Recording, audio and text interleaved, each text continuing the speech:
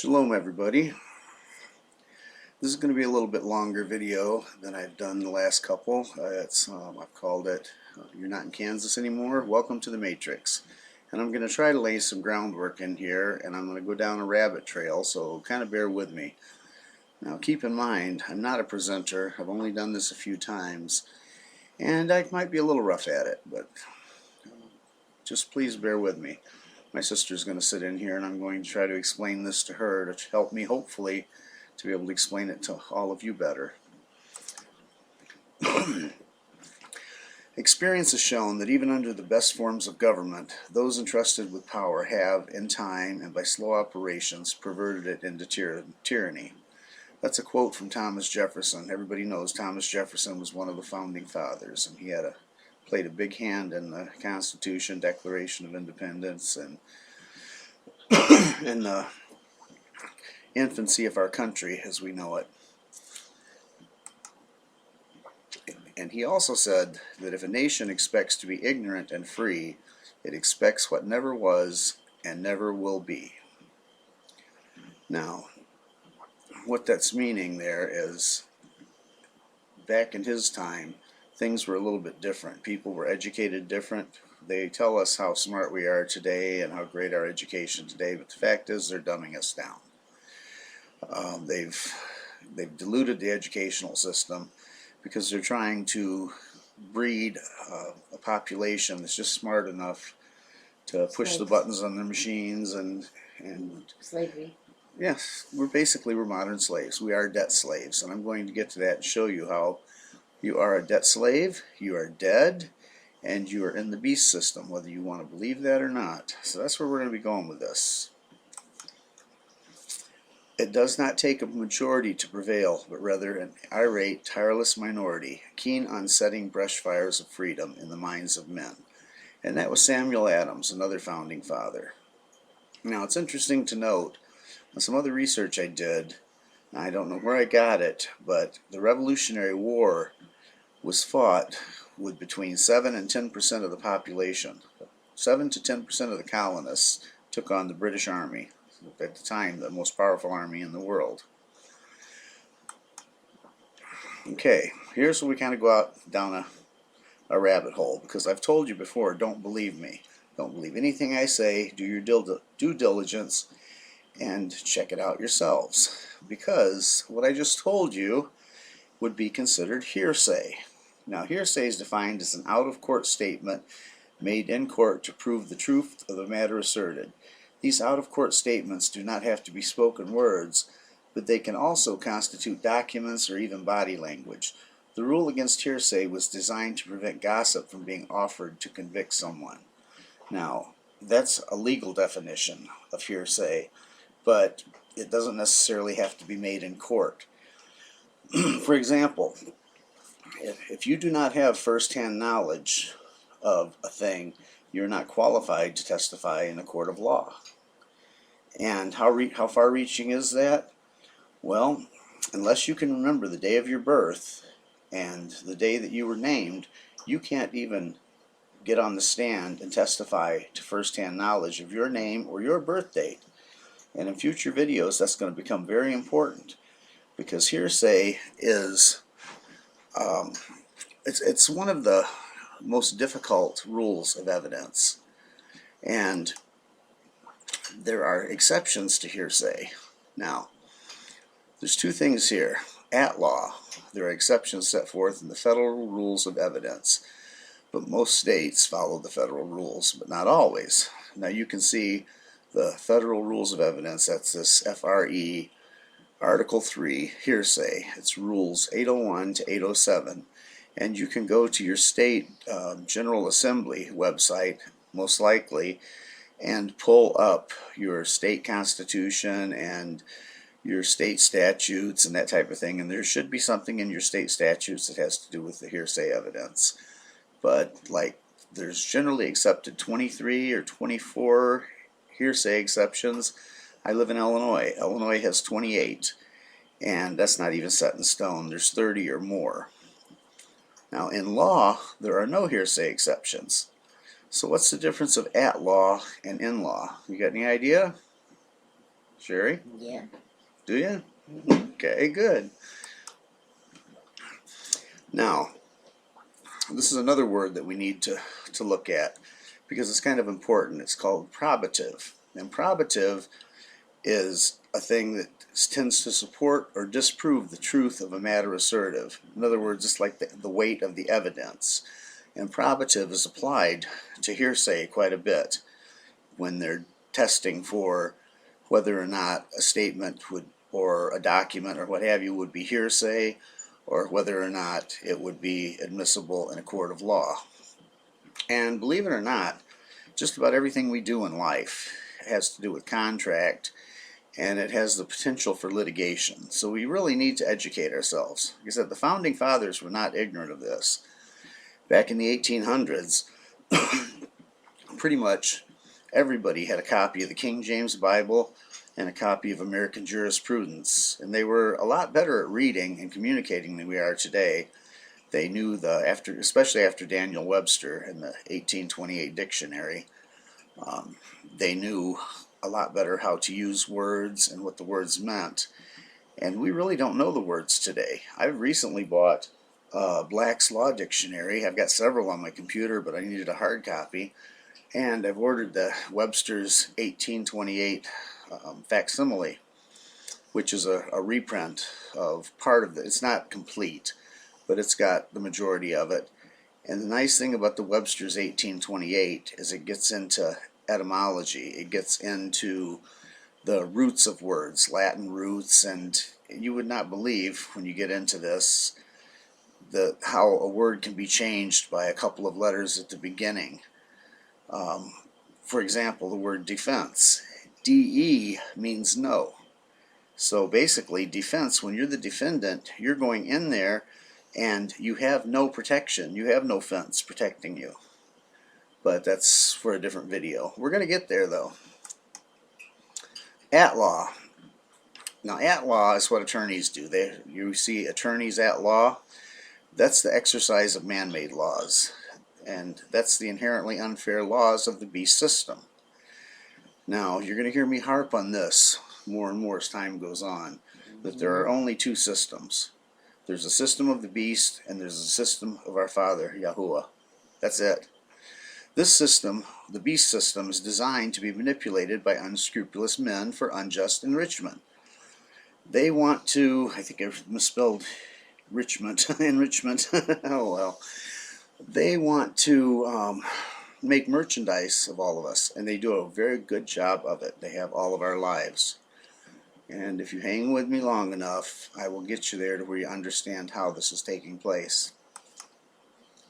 In law is natural law, or Yahuwah's law.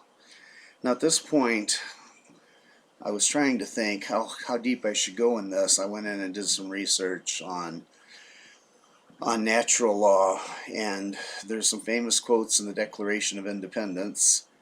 And we're talking about hearsay. The quote that I was looking at, in one place I found it ascribed to Samuel Adams, and in another place I had it subscribed as coming from Thomas Jefferson. So I didn't include it because I didn't know which one it was.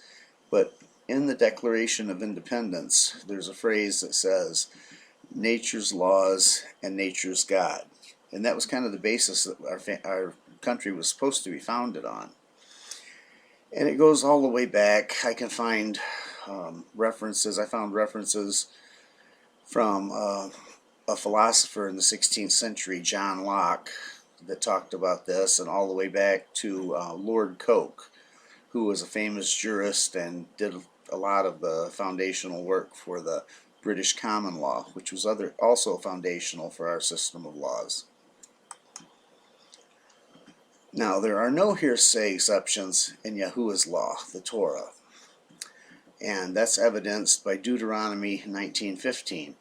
One witness shall not rise up against a man for any iniquity or for any sin, and any sin that he sinneth, at the mouth of 2 witnesses or at the mouth of 3 witnesses shall the matter be established. Now, the hearsay, that's one of the ways by manipulating these exceptions and manipulating their laws of evidence. See, we're not trained in the law. and they are able to take advantage of us. And I've got quite a bit of courtroom experience. I go head to head with these people all the time. In fact, I go back to court on the 28th in a situation on a couple of misdemeanors that were separate incidences. I was arrested for both of them, and they were purely retaliatory. They're retaliating on me because I've given them so much heartache over the years. But I don't allow the police to push me around and to step on my rights. They are our public servants, and I hold their feet to the fire, and consequently they don't like me. But with the experience that I've got, I went into a situation where I had gotten rid of one judge. I've been fighting the one since February 9th of last year, and I still have not entered a plea in either one of them. The other one was June 4th, I believe. And it's two different police agencies, or divisions of the same police agency, the Winnebago County Police Department in Rockford, Illinois. But I took a really bad situation, and I managed to turn it around on them. It turned into a yelling match in the hallway with the state's attorney, and he went back in the court. The judge had been yelling at me and trying to entice me into contempt of court, and I didn't bite on that. But then we went back into court, and the judge had changed his tune, and everything was going really well, and he slipped in one word that completely messed me up. So like I say, the whole system is designed to take advantage of us and to make merchandise out of us. Now, the way the law of Yahuwah, the Torah, is set up, it's not that way. You know, one person can't just bring up something and manipulate the system and come out ahead. It's gotta be proved beyond any doubt. And a lot of these laws in the Torah carried a death sentence. The witness was required to be the one to cast the first stone in that situation. So, you know, it's a very different system, and we can only be in one jurisdiction or the other. Jurisdiction is an interesting word, by the way. Jurisdiction has to do with who's the owner, okay? So when we're in the beast system's jurisdiction, the beast assumes they own us. When we're in Yahuwah's jurisdiction, he owns us, and truly he does own us. So it's a kind of a convoluted mess. That's why I say, you know, welcome to the Matrix. It's word art. Pardon me? It's word art. Word art, exactly. That's what it is. Witchcraft. And it is a form of necromancy, Witchcraft. because they're having you come into their court laws, or their courtrooms, where the priest is wearing a black robe because he's mourning the death of the man. And it's under something called the Corpus Juris Civilis, or the Roman civil law. And it's also called a Nisi Prius court. And I'm going to explain those things to you later on. But they only can deal with the dead, and therefore they have to get the living man to stand in place of the dead. When they drag you into their court, they are actually causing you to commit necromancy. And there is where my problem is lying with fighting them, because trying to walk in my faith and not commit necromancy is very, very challenging. So, anyway, let's move on. Now, Thomas Jefferson said in a letter to Andrew Jackson, whenever hostile aggressions require a resort to war, we must meet our duty and convince the world that we are just friends and brave enemies. In other words, we can't be cowards about it.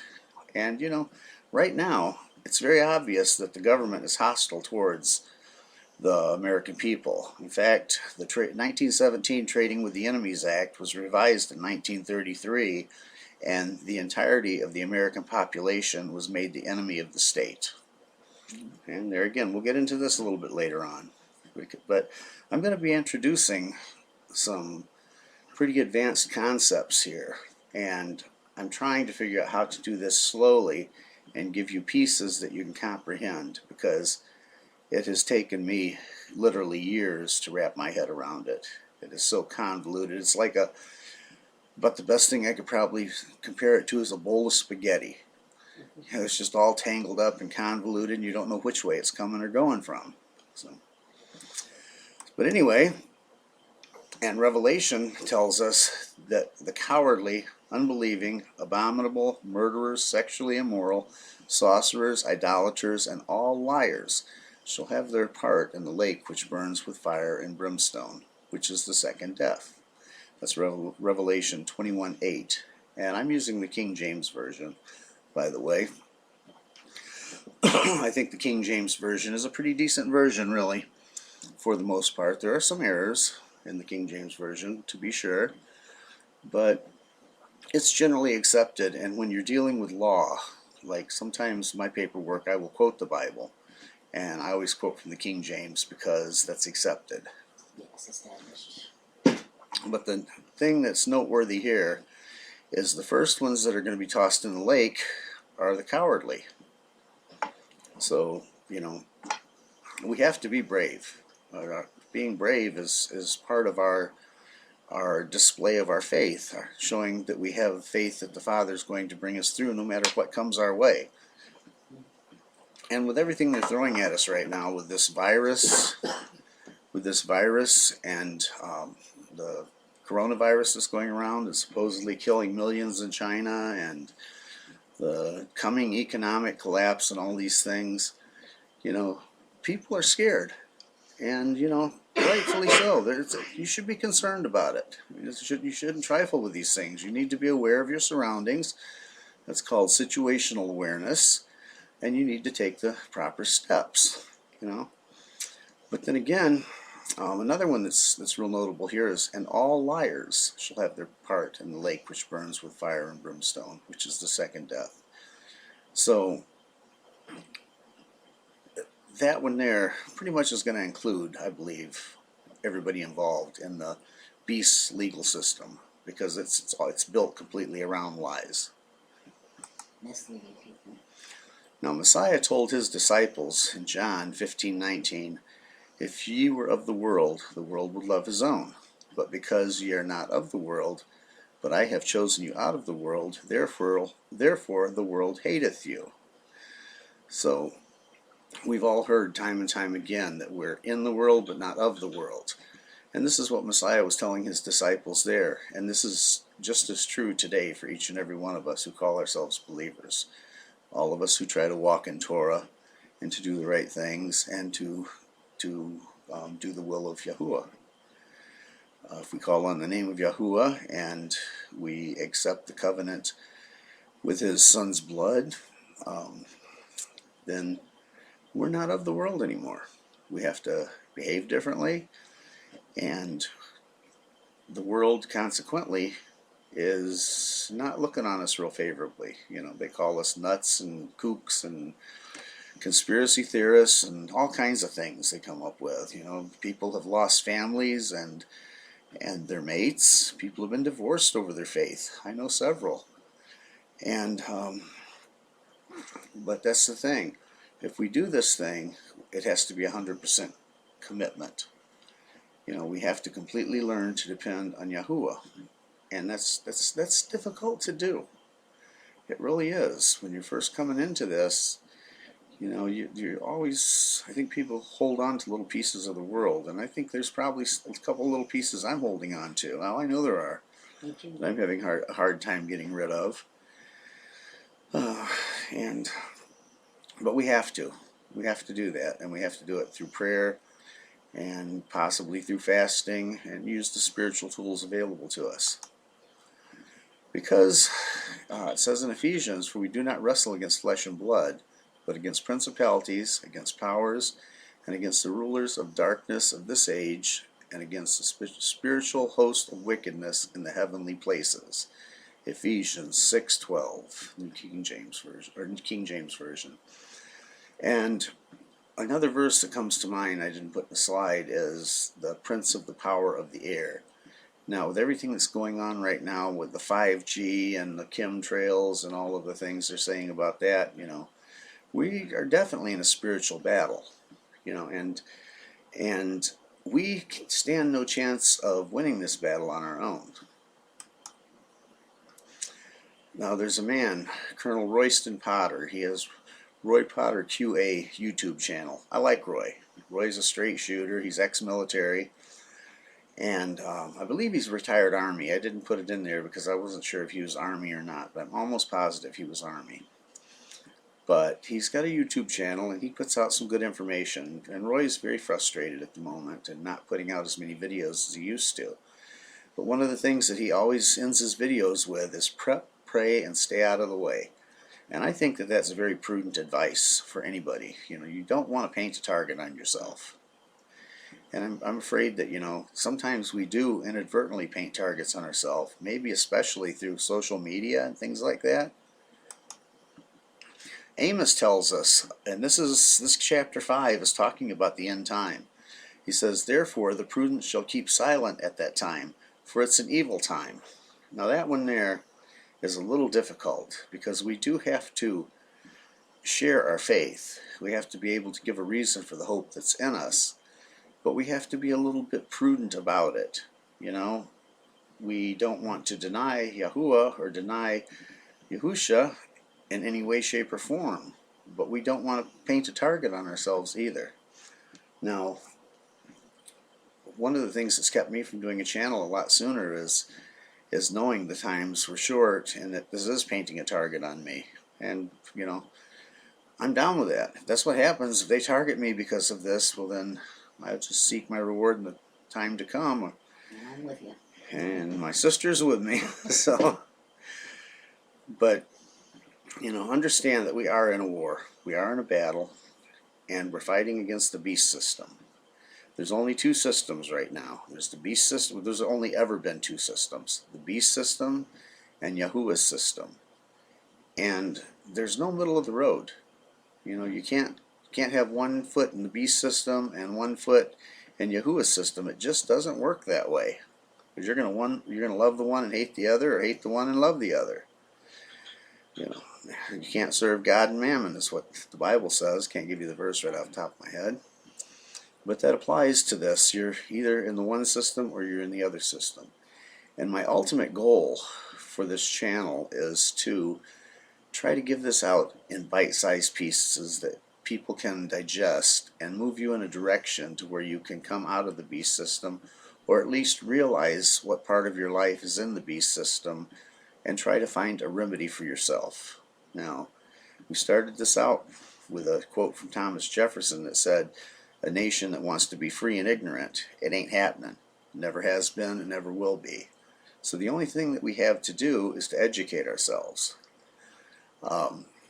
I can't testify to the veracity or the truthfulness of those statements in the beginning of this, because to me they're hearsay.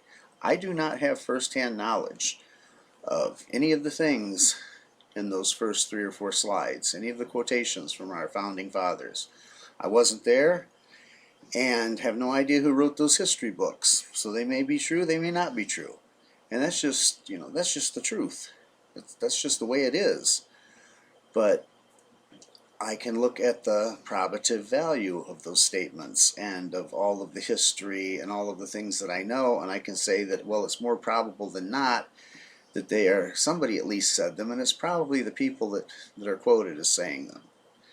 See, but I'm not going to defend a position on one of those sayings to the death, because at the end of the day it's hearsay. Like so much in our life is hearsay. This King James Bible, I have to prove this thing. I have to look at other translations, and I've done quite a bit of studying on the different translations and how they came about. And I'm not 100% satisfied with the King James Version. I'm more satisfied with it than most of the modern versions that are out there. There are other versions that I like better, but I kind of stick with the King James for teaching and especially in law, because it's accepted. It's actually a higher jurisdiction than their jurisdiction. The courts in this country are all courts of limited jurisdiction, and Yahuwah's jurisdiction is an unlimited jurisdiction and therefore a superior jurisdiction. So I try to invoke his jurisdiction and get it out of their land of the dead and back into the land of the living. So, but that could be a whole study on its own. It's also the For a lot of version. my... It's also the oldest version, so we have more more books that we can go back and study the words and then get back to the original words. Yeah. King James said. Yes, we can. I use a little New King James Version because the language in there is a little better for the everyday person, especially somebody that's not really involved in their studies. And I believe that Yahuwah, through the Ruach HaKodesh, is able to protect His Word and make sure the Word of salvation is available in even the most corrupted Bible translation. Because I always seem to come back to Ecclesiastes 12:13, where the writer says, "Let us hear the conclusion of the whole matter. Fear Yah and keep His commandments, for this is the whole duty of man." Now, that's a mouthful, but it's very easy. It reduces it down to the ridiculous level. You just got to fear Him and keep His commandments. However, it starts one on a lifetime's quest to figure out exactly what those commandments are and how to keep them. But to the newcomer, it does not put them in a situation where they got to, oh my goodness, I've got to understand this whole book right now. It doesn't work that way. We're all on our journey. We're all on a path. He's shaping all of our hearts individually, and we learn this over time. I didn't get it. I've been studying this since 1981, and I spent the first 13 years in the New International Perversion. In my opinion, one of the worst translations out there. But I got a lot out of it because of the level that I was at. So I'm not going to knock it. I moved then to the New King James, then most recently to the King James. Now I'm reading in the Et Sefer and some other translations, some other quote-unquote scriptures. Yeah, the sacred name scriptures, what's it, ISR? ISR. Yeah, and the Hallelujah scriptures and a few of those. So, but you see, we don't just get there all at once. And I really believe that as the more mature believers do advance, that they've got to be really careful, myself included, to not lay stumbling stones for the newbies, the ones that are just coming into a knowledge of the truth. And in the last couple of years, everybody seems to be waking up. And, it's a big jump from going to being completely worldly or even being involved in churchianity and coming into Torah observance. That's a big jump. And it would be easy to discourage somebody. So I try to be very, very careful with my words. Sometimes I'm probably too careful with my words. But I think that was the last slide. It was the last slide. So anyway, thank you all for listening, and I hope to have something else along these lines very soon. And we will talk to you the next time.